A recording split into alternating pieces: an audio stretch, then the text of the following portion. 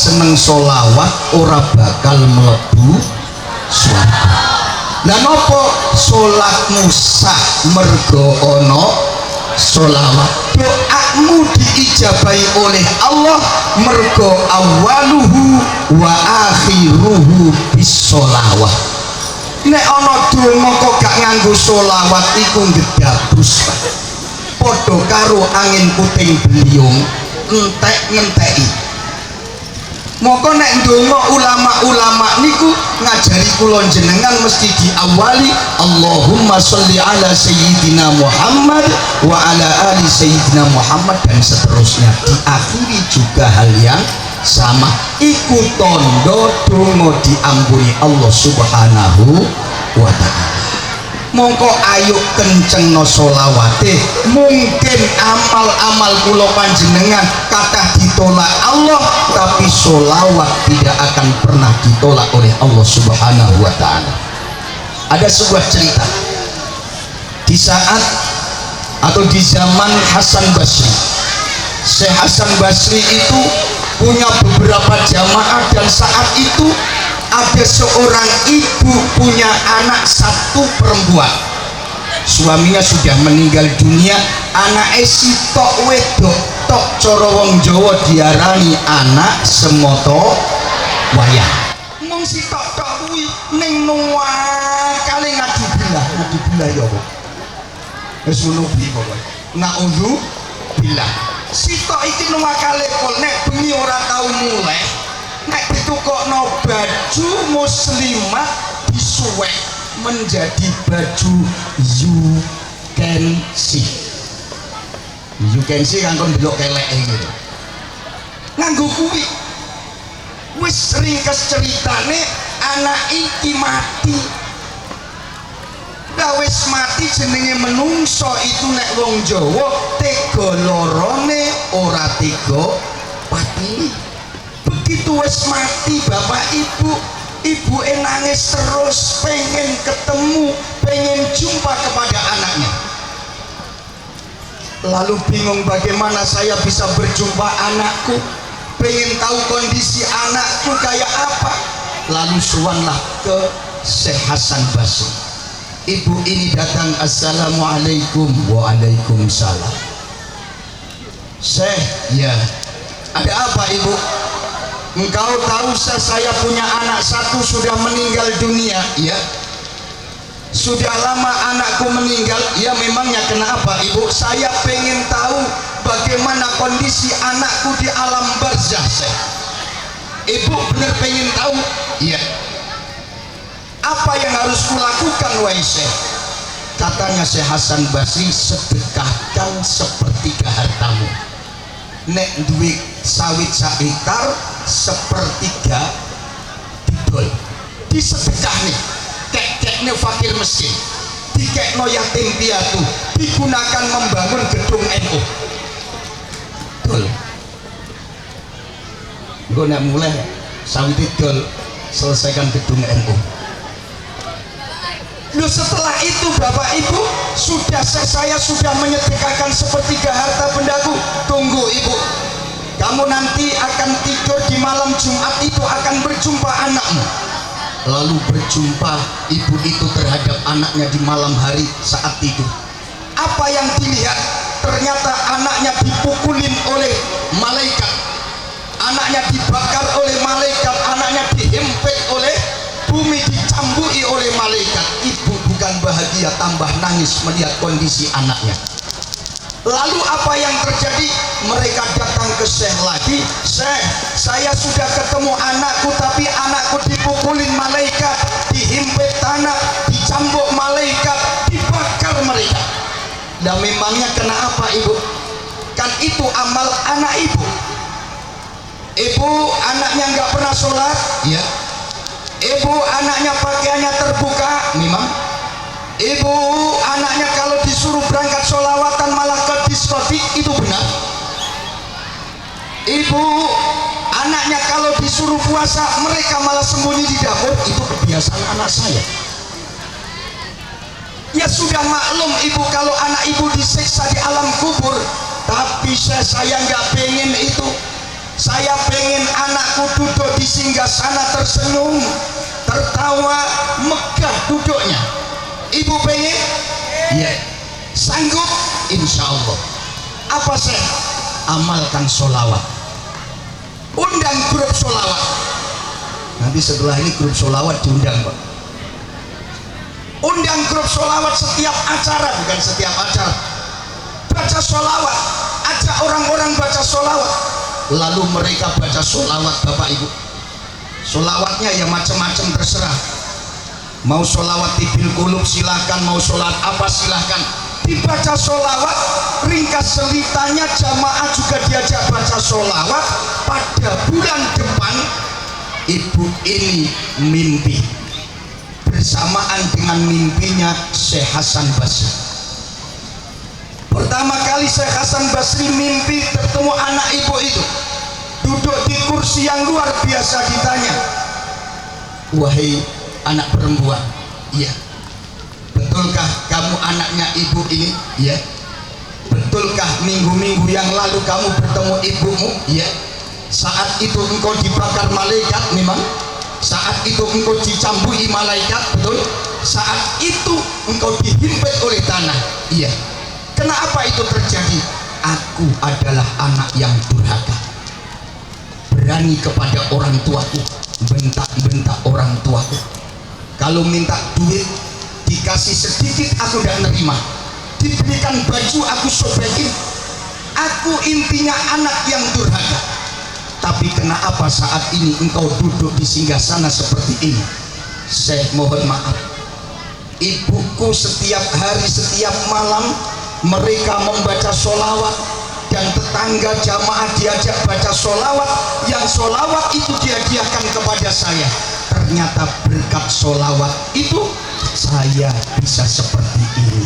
Alhamdulillah. Monggo ojo nyepelekno sholawat, luweh ning ulan Rajab. Shallu ala Nabi Muhammad. Allahumma barik lana fi Rajab wa sabana wa ballighna Ramadana fi rahmatin wa maghfiratin ya hayy ya mannan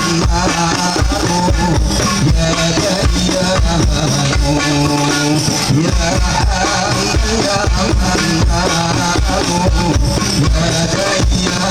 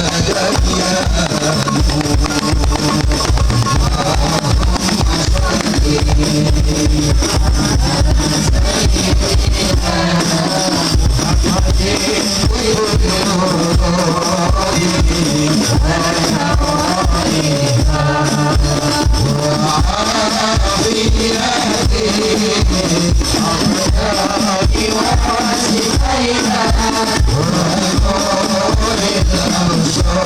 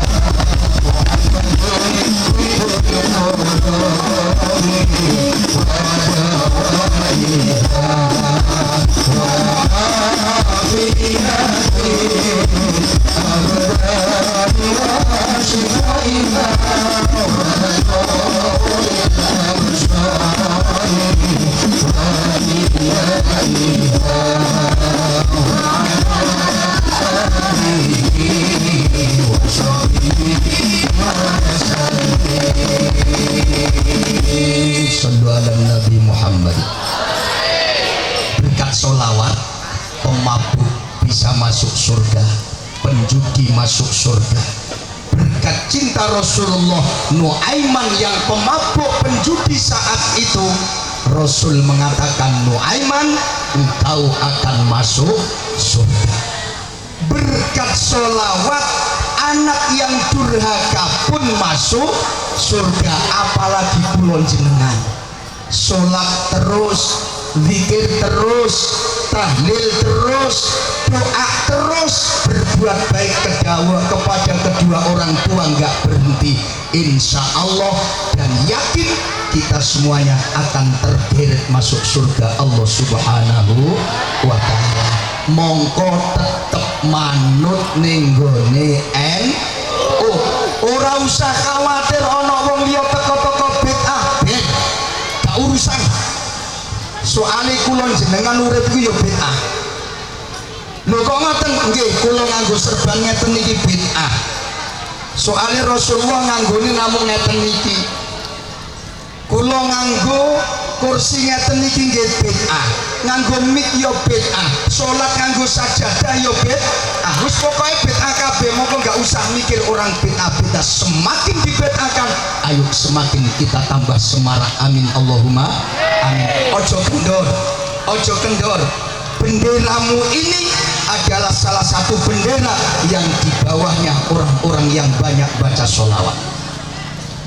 Saya ketemu, ini cerita lagi, ketemu dengan orang yang tua yang setiap saya ziarah ke Maklab pasti ketemu, tapi hanya saat kemarin beliau cerita dengan saya.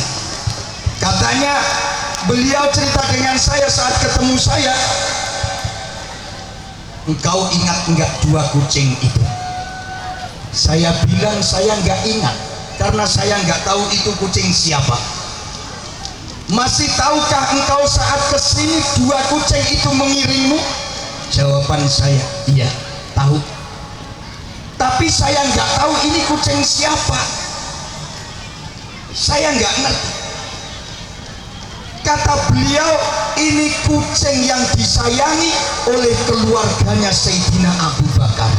Di akal saya nggak masuk, kapan Abu Bakar meninggal dunia, masa kucing ini masih ada? Tapi setiap saya ziarah ke makam Sayyid Alawi, Sayyid Muhammad, Sayyid Abbas, pasti saya melangkahkan kaki ke situ. Ternyata kucing ini berada di sebelah kananku, dan ada orang tua saya yang saya nggak kenal. Tapi saat malam saya sowan ke Sayyid Ahmad itu dikasih tahu, insya Allah besok akan ada orang tua menjumpaimu. Akhirnya saat itu saya selesai tegak, dipoto oleh jamaah. Saya ngobrol dengan orang tua itu. Apa obrolan orang tua itu? Tahu enggak? Engkau di sebelah sana itu ada makomnya Abdurrahman bin Abu Bakar. Jawaban saya enggak tahu. Masa enggak tahu? Tidak, saya enggak kenal dengan namanya Abdurrahman bin Abu Bakar. Baru kali ini saya dengar. Karena yang saya kenal itu Zainab bin Abu Bakar, kemudian Aisyah bin Abu Bakar. Soalnya kalau yang cantik-cantik saya hafal.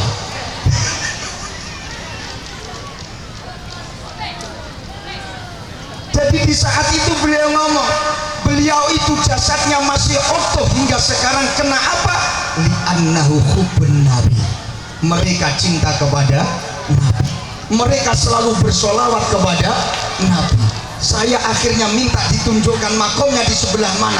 Saya ditunjukkan oleh beliau. Setelah beliau menunjukkan ke saya berdoa di situ, zikir di situ. Selesai zikir, kakek tua ini saya cari nggak ada. Tapi saya yakin itu manusia. Begitu saya cari nggak ada, saya tanya kepada sopir yang mengangkut saya dari pintu gerbang sampai ke makam Siti Khadijah. Saya nanya, ya Saik, wahai supir, ya'lam suyuh fi hadal makan, kenalkah engkau, tahukah engkau terhadap orang tua yang di tempat sini tadi? Jawaban mereka, la a'ri, saya tidak kenal. Saya bingung. Akhirnya saya langsung ziarah ke makam Syekh Nawawi Al-Bantani.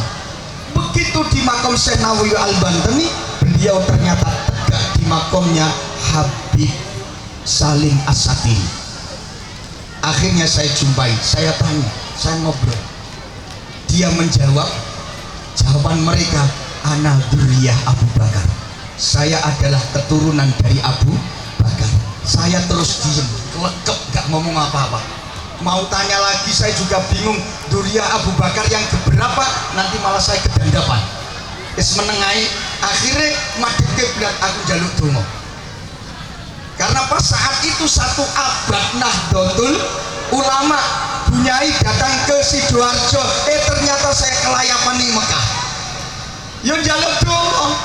Beliau mendoakan, kalau bahasa Indonesia, mudah-mudahan Nahdlatul Ulama, ahli sunnah wal jamaah di Indonesia, seluruh jamaahnya masuk ke dalam surga maklah. Amin Allahumma amin. Ini luar biasa. Saya baru kali itu ketemu mereka. Setelah itu saya keluar, saya diiring beliau. Beliau ngobrol dengan saya. Beliau mengatakan, ana uhibbun nabi, saya cinta kepada Nabi. Wa ana uhibbu ahli sunnah wal jamaah wa nahdlatul ulama. Dia mencintai. Kenapa mereka mengatakan li'anna may yadkhulunal jannah yattabi'un nabi wa nahdlatul ulama. Alhamdulillah. Ternyata saat itu Bapak Ibu, mohon maaf, saya biasanya ketika umroh di Madinah itu tidak pernah maca sholawat. Loh, setiap saya ziarah itu sholawatan kok laskar menengahi. Bahkan saya melaku sholawatan Ahmadiyah Habibi. Begitu orang-orang tua mengatakan, ana uhibbun nabi, ana uhibbun nabi. Bahkan termasuk orang-orang loreng-loreng yang ada di Madinah mengatakan, ana uhibbun nabi. Saya tetap nyantai jalan aja, karena saya takut nanti kalau saya ditangkap nggak pulang. Dan ternyata orang-orang yang di Madinah itu mencintai Nabi Muhammad SAW karena mereka nggak berani membaca sholawat Nabi. Lalu saat itu saya berjumpa dengan Buya Yahya, saya dikatakan, berani-beraninya antum baca sholawat di Masjid Nabawi. Saya juga diem saja karena saya nggak berani bantah. Saya juga spontan, kenapa saya jalan itu baca sholawat, saya juga nggak ngerti. Dan kenapa itu direkam, saya juga nggak paham. Saya hanya ngikuti pemikiran saya saja. Ternyata Bapak Ibu, sholawat itu magnet, mohon maaf. Mencium hajar aswad itu keselepol, angelepol. Nek jenengan kita ijazah jenengan nek mangkat umroh, mangkat haji, nek jenengan pengen nucuk hajar aswad, ojo lali tawasul be Nabi Muhammad. Pertama tawasul ila hadratin Nabi Muhammad sallallahu alaihi wasallam. Ya Rasulullah, aku tawasul kali jenengan, kula pengen mencucuk hajar aswad kanthi gampang. Al-Fatihah. Maca. Setelah itu maca sholawat Allahumma sholli ala sayyidina Muhammad. Kok nek gendeng nyeplak. Ono bengkel sing sering melok umroh kula. Ngeten, Mbah, kula pengen nyucuk hajar aswad, tapi aku rawani. Lah napa? Wonge uyul-uyulan gedhi-gedhi. Gak wani. Lah terus pundi? Jenengan pengen tenan. Nggih. Sik sampeyan Fatihah karo Nabi, aku tak ning kene. Saiki sampean moro-rono cangkemmu aja pernah mandek maca sholawat. Jalan dari rukun Yamani sebelah sana, mereka langsung jalan set masuk ke hajar aswad. Selesai kembali ke saya, loh wis jang sampun bah. Lah kok cepet? Ternyata enteng karo sholawat. Loh sholawat itu luar biasa Bapak Ibu. Saya ceritain lagi, ada nenek-nenek tetangga saya di Pulau Jawa, bukan tetangga saya di Pulau Sumatera enggak.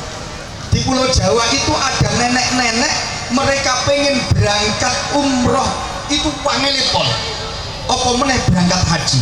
Ternyata mereka itu mendapatkan ijazah dari Mbah Kiai Haji Irsyadul Ibad. Beliau sudah meninggal dunia. Dikasih sholawat, nek mbak sampean pengen haji orang duit supaya Allah gampang ke sampean mangkat haji, maca sholawat sedina suwengi cacahe 10.000. Jenengan mesti mikir wakeh temen. Lho ngapunten, Robiah Adawiyah itu wali perempuan, mergo dadi wali sedina suwengi maca sholawat ping 50.000. Jenengan nek dia kandhani 1000 mus mikir. Lah 10.000 ki ya akeh. Nah saiki nek 10.000 jenengan gone bakso untuk piro? Gak entuk to. Lha iki sholawat angger muter lungguh meneng ae. Lah saiki lho jenengan nyekel HP sedina ping 2000. Ayo ngetik ping 2000. Lah muter tabeh mbak Allahumma sholli ala Muhammad 10.000 yo kabur. Mergo ngopo? Kurang cintanya kepada Nabi Muhammad sallallahu alaihi wasallam. Ternyata nenek itu pada tahun 2013 serempak saya haji lewat Sumatera. Saat itu saya jadi pembimbing, beliau lewat Tuban, ketemu di Mekah. Saya tanya, loh mbah sampeyan nggih, lah kok sampean semangat karo sopo? Karo susu Indomil. Aku yo kaget, mangkate karo susu Indomil. Tak pikir, lah kok iso mbah? Kula niku diparingi ijazah Mbah Irsyadul Ibad kon maca sholawat. Ternyata aku tuku susu Indomil, tak buka kulite, ning jerone Anda beruntung bisa berangkat haji. Terus tak kekno toko iku, kemudian disampaikan pabrik, ternyata aku seiki iso mangkat haji. Loh niku lho. Ternyata hajiku gampang, tergantung mau ndak jenengan nyekeli magnet niki. Nek jenengan nyekeli magnet Rasulullah sholawat terus, yakin Rasulullah akan narik kita semuanya. Amin Allahumma amin. Maka grup hadro, engkau nggak usah keselen tangannya melempung ya wis, melempung ya wis. Yang penting jenengan cinta Rasulullah, nanti akan dimuliakan oleh Allah Subhanahu wa ta'ala. Maka ayo ibu-ibu, bapak-bapak, sholawatan apa meneh ono sholawat yang luar biasa yang bisa menarik rezeki. Satu, sholawat Jibril. Sholawat Jibril itu narik rezeki. Ping loro sholawat munjiat, ping telu sholawat nariyah. Dan sholawat nariyah ini digaungkan oleh para ulama, bahkan digaungkan oleh Nahdlatul Ulama agar rakyat Indonesia khususnya Jamiah Nahdlatul Ulama gak ono sing melarat dadi wong sugih kabeh. Amin Allahumma amin. Mongko dikongkon maca sholawat narian. Jenengan hafal napa mboten? Sholawat nariah hafal mboten? Mbak Naria hafal? Mbak Naria hafal. Sholawat nariah hafal, ayo diwaca. Allahumma